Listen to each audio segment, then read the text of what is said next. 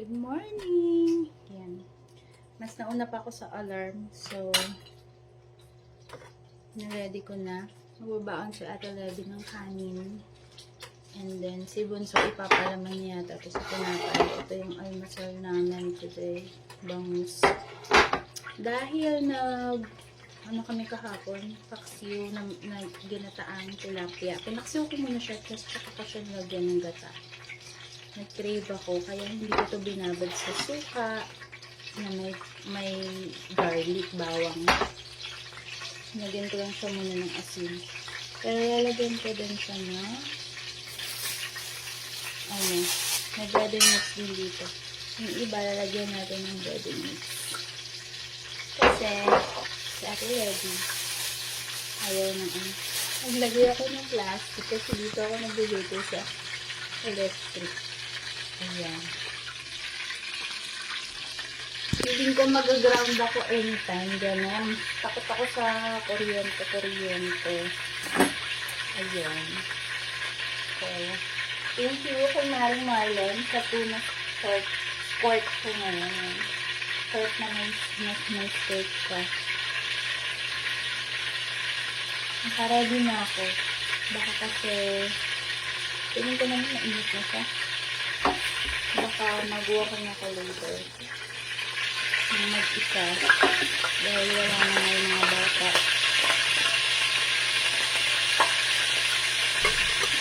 Ba't ko nagagalit? Hindi naman kayo ng away. Sarang. July 1st na ngayon. Happy July 1st sa inyong lahat. Diba? Kaya i-spice na din ang mantika.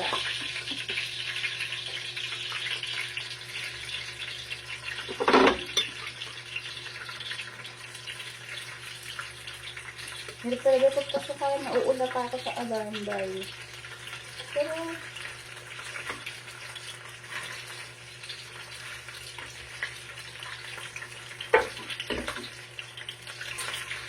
hindi takot ako sa mantika kasi. Ay! Kareng. Wala naman. Okay. Wala akong masabi. Unaan yung post ni Kakay Bautista. Kakabasa ko lang ngayon. Nag-post siya na meron siyang dating friend na naging parang basher niya, ganun. Gusto ko si Kakay kasi yung personality niya lagi nagpapatawa. So, mahilig ako sa mga komedyante. Ayoko na itong kamayin kasi nagugas na ako ng kamay. Tapos sabi niya, wala lang, share ko lang ha. Sabi niya, ground black pepper. Sabi niya, yun nga, nagbabayad pa daw yun, yung person na yun, para lang i-bash siya, tapos mawalan siya ng commercial, ganun. Grabe, no? Narito talaga mga taong ganun, or friend mo, na ganun.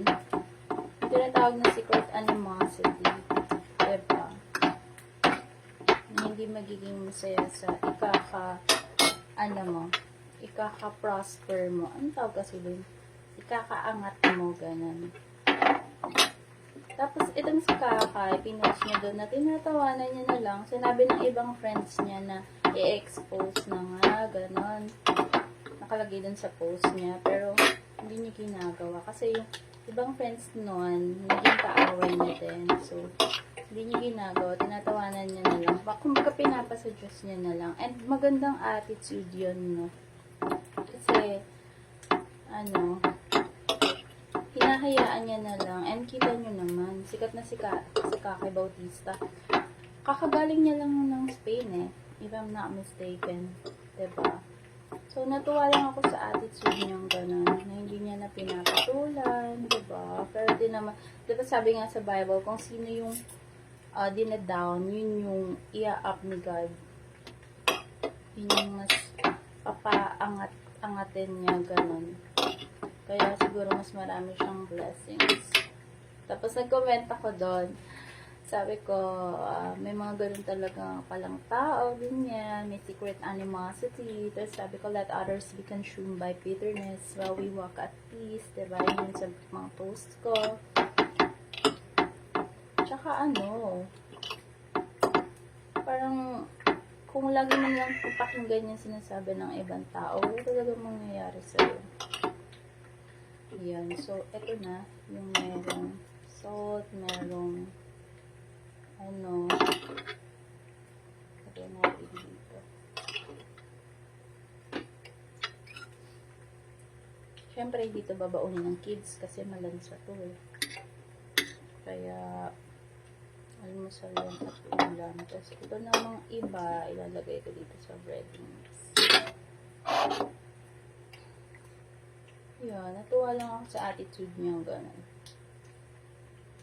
Pero, may mga times din naman na syempre, napapatulan na natin yung mga utaw, lalo na pagpaulit-ulit na, nakakapikon na, no? Pero, bibihira kasi talaga yung ganung attitude. Well, gaya rin ng sinabi ko sa isang post ko, if you live by the opinion of others, you will never become who you were created to be. Diba? So, ayun. Kasi, you cannot please everybody.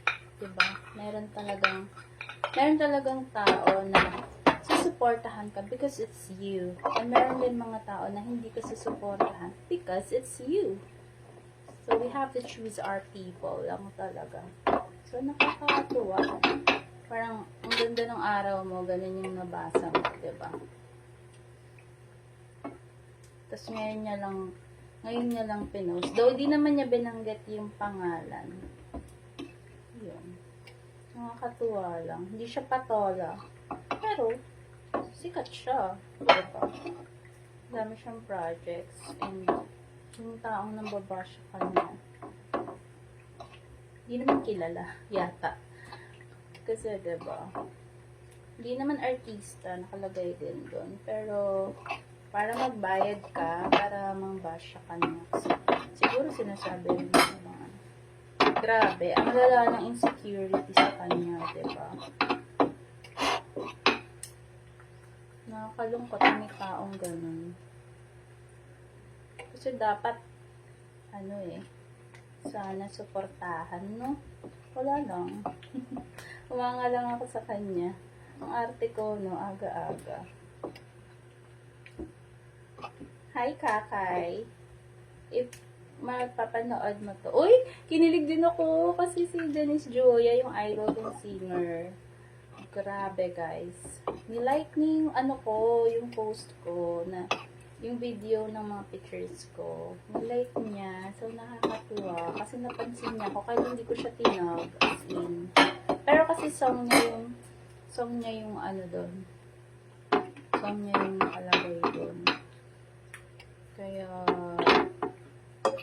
meron kasing isang nag-mention yata nung name niya, parang ganun. Sunod na to. So, ayun, magandang umaga sa inyong lahat. Wala na naman akong kadaldalan. Lalo na sa maghapon, kasi wala na napasok na si Ate Levi. So, gawa-gawa na lang tayo para maging productive. Kaya baka mag-workout talaga ako. Samahan niyo ako mag-workout dali. O kaya mag-walking tayo. Kahit saglit lang. Hindi kasi pagpasukan. Sobra. Kaya yung tulog ko, nagiging hapon na lang eh. Hapon hanggang gabi. Usually. O kaya naman, 4 hanggang 11, 12, ganyan yung madalas kong tulog ngayon. Wala na sa ayos talaga. Well, hindi naman natin hawak ang schedule sa school. Hindi naman tayo pwedeng mamili. Kaya Levi pang whole day siya. So, katulong talaga ako. Charing. Wala eh. Mami tayo eh. gusto natin na nahahandaan sila, di ba? Bago pumasok sa school.